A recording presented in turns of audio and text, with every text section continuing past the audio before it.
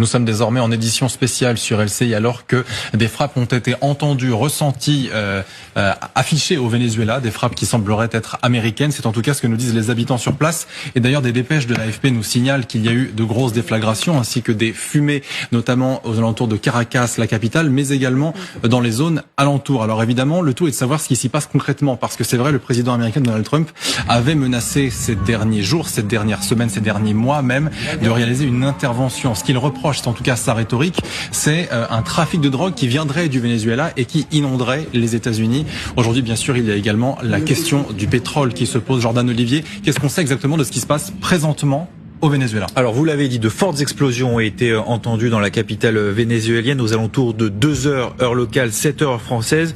Des bruits également similaires à des avions, survols d'avions ont été constatés. On le voit, plusieurs vidéos ont été relayées sur les réseaux sociaux avec des dégagements de fumée, même si pour le moment on ne peut pas confirmer ou en tout cas affirmer avec exactitude les cibles qui ont été visées par ces frappes. On le sait, le contexte actuel est très tendu entre le Venezuela et les États-Unis. Donald Trump accuse notamment Nicolás Maduro d'être, je cite, à la tête d'un réseau de narcotrafic, et depuis plusieurs semaines, des bateaux vénézuéliens ont été frappés par l'armée américaine avec à son bord prétendument des trafiquants de drogue.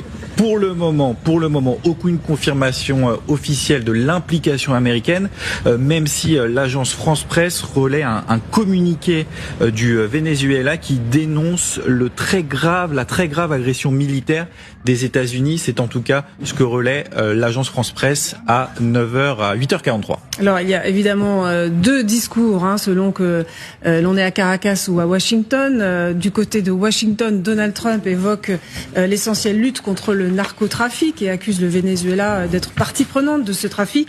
Quant à Nicolás Maduro, le président vénézuélien, il accuse Donald Trump de vouloir le renverser pour pouvoir s'emparer des réserves de pétrole vénézuéliennes, puisqu'on rappelle que le Venezuela compte des réserves de pétrole parmi les plus vastes de la planète. Grégory Phillips, merci de nous avoir rejoints. Vous êtes le chef du service international de LCI.